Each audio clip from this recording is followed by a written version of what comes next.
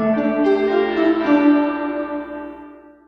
everyone, welcome to my kitchen. I hope you all are doing great.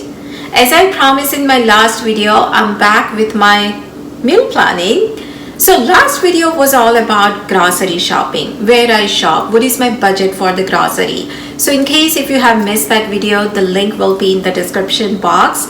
But in this video, I'm gonna walk you through, I'll show you exactly what are the things I keep it ready in the freeze. So that way, whenever I wanna make lunch or dinner, half of the things are ready. So that way I'm not spending entire day in the kitchen.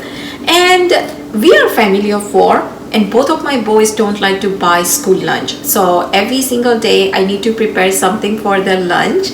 And let's say if I wake up late in the morning, I'm still not rushing because I know that I have a few things ready, so that way I can prepare their lunch in no time. So if you are a working mom or even stay-at-home mom, I'm sure preparation like this will be so helpful to you because our life is so busy, right? We juggle so many other things other than kitchen and the cooking. But if you have a preparation like this, it will be so easy for you guys, believe me, because half of the time it happens that it got so late and we just end up buying something from outside. But if you have a preparation like this, it will give you peace of mind and you can make a dinner in no time.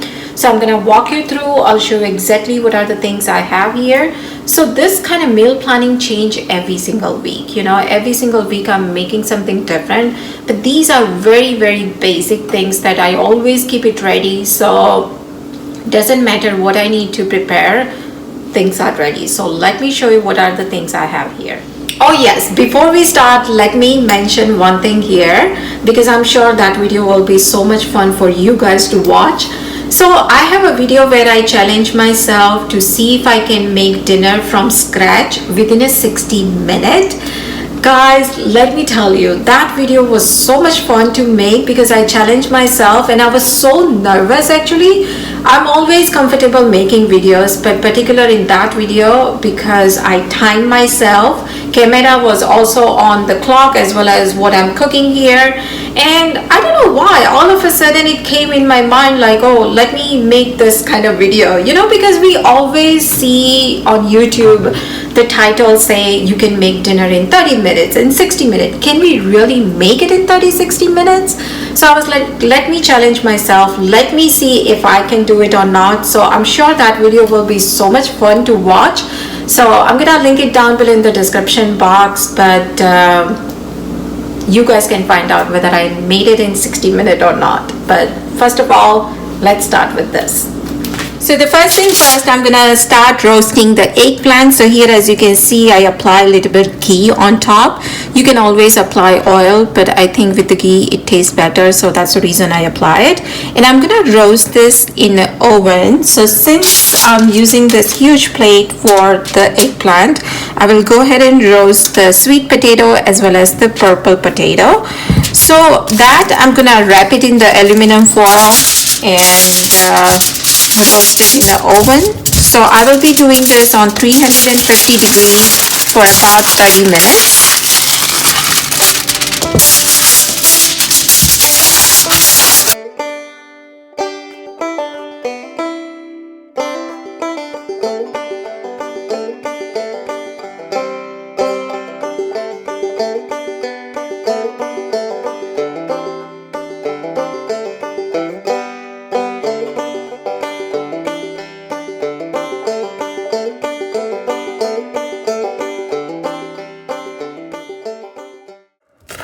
So here I cut green onions, and some vegetables I find that doesn't matter how long I let them get dry after I wash them, they still don't stay fresh. So I don't wash them until I'm ready to use it. So here I cut all green onion, but I did not wash it. And here I have a container lined with the paper napkins. So in case if there is any moisture, it will be fine.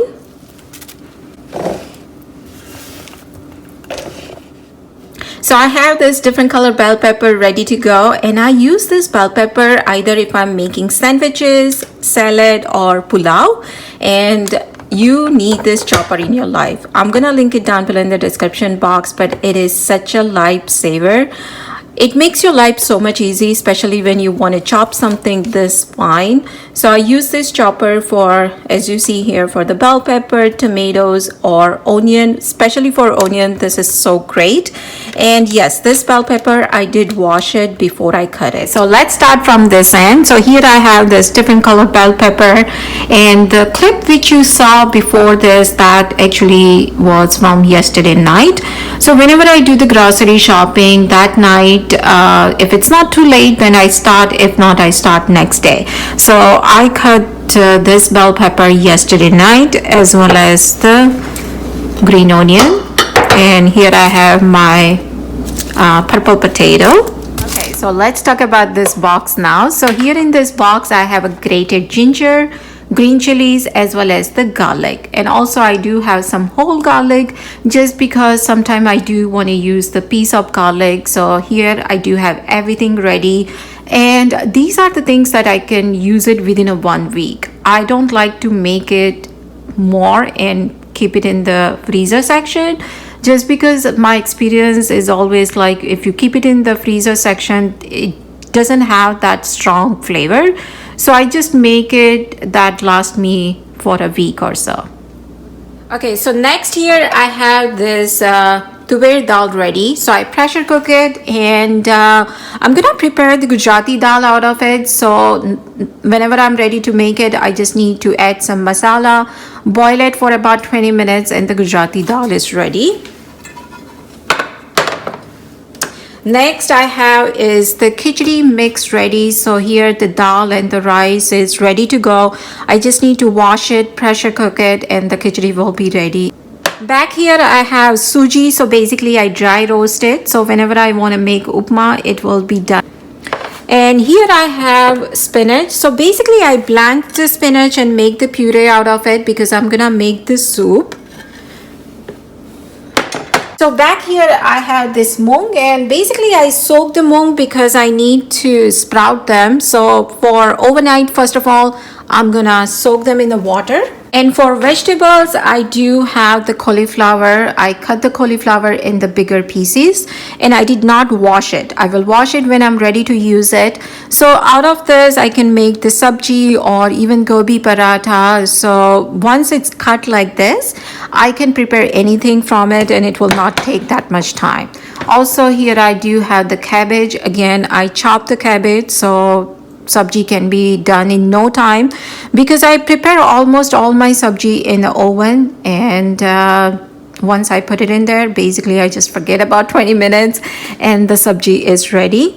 So I just need to add potato in here, and that's about it. And back here I have a bindi. So as you can see, I line it with a paper napkin, as well as I do have it in the wider container.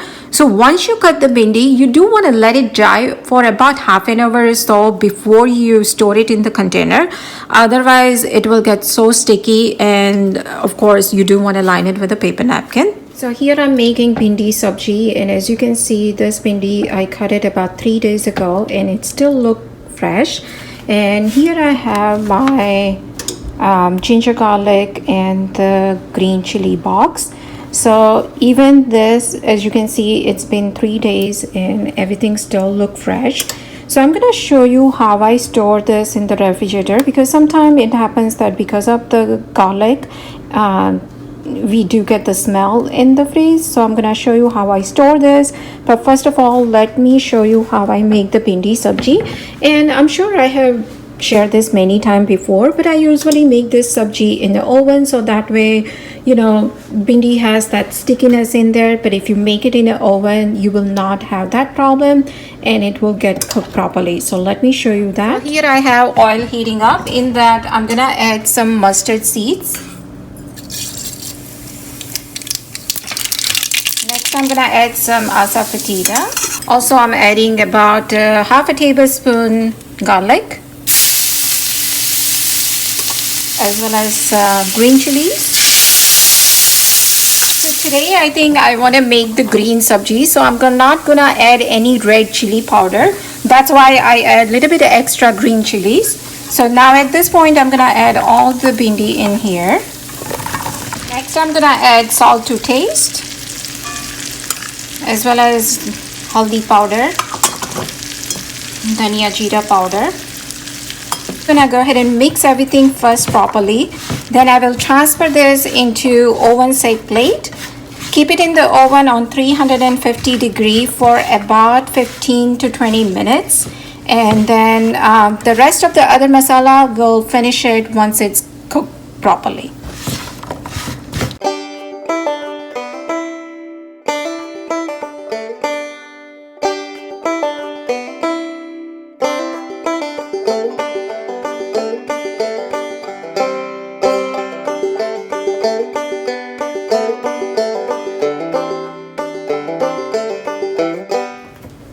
So now back to this box.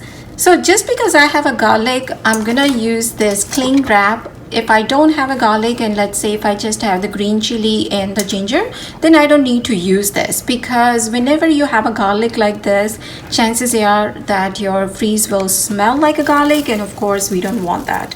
So what I do is I first cover this entire thing with the cling wrap.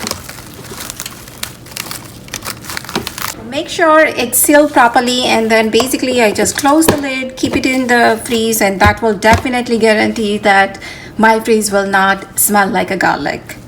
So here after 20 minutes, bhindi sabji is ready, and as you can see, there is no any stickiness in there. That's the reason I prefer to make this kind of sabji in oven. So now we're gonna add some more spices, but for that, first of all, I'm gonna transfer that into the same pan, and I'm not adding any oil or anything here. So here I'm adding a little bit amchur. I have some green onions, so that's what I'm gonna add. I'm gonna mix everything and let it stay there for about 5 minutes. You have the heat on, and I kept it on medium. And since green onion doesn't take that long to cook, I will keep it here for about 5 minutes or so. But other than that, that's it. Our bhindi sabji is all done. So on this side, I do have boiled potato, and boiled aloo, I think for this kind of preparation is a must, because you can make like aloo paratha, aloo poha, or even sandwiches out of it. So aloo is a must. And on this side, I do have the chopped tomato. Now, as you can see, there is no seeds or the pulp in it. The reason is because then it will not get soggy at all. So that's the reason I don't keep the seeds or the pulp in here. Over here, I do have the chapati atta. Now, this chapati atta will last me for at least 3 to 4 days. And once I make it, I do apply the ghee on top, so that way you will not get that crust on it. And you know, when you have a chapati atta ready, like I mentioned here, that if I want to make the aloo paratha, again, it will not take me that long, because all I need to do is just mix some masala in here, and the atta is ready, and then I can prepare the aloo paratha out of. So here I have turnip, and one of my viewers asked me, how do we eat this?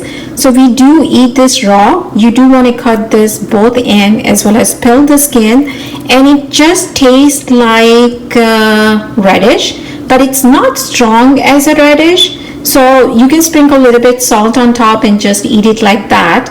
But let's say you cut it today and you eat it tomorrow, then yes, definitely it gets strong like a radish, because this one at this point, it has a very mild flavor. So I always cut it when we are ready to eat. So I forgot to mention this tindora. So basically I wash it and I cut it lengthwise. So whenever I want to make this sabji, all I need to do is just cut the potato and I can make the sabji out of it. So here I have grapes ready. These are being washed, as well as I cut the mango and I keep it in this kind of mason jar, just because first of all it looks cute, secondly anyone can see what's in there. And I don't know why, but with the fruit वो sometime वो होता है ना कि एक आलस आ जाती है कि यार कौन कट करे, कौन खाए. तो if it's ready like this, I'm sure किसी का भी खाने का मन हो जाए, right? और Here I have this portion control bag. So any kind of fruit that I'm giving to kids, I always keep it ready like this in the freeze.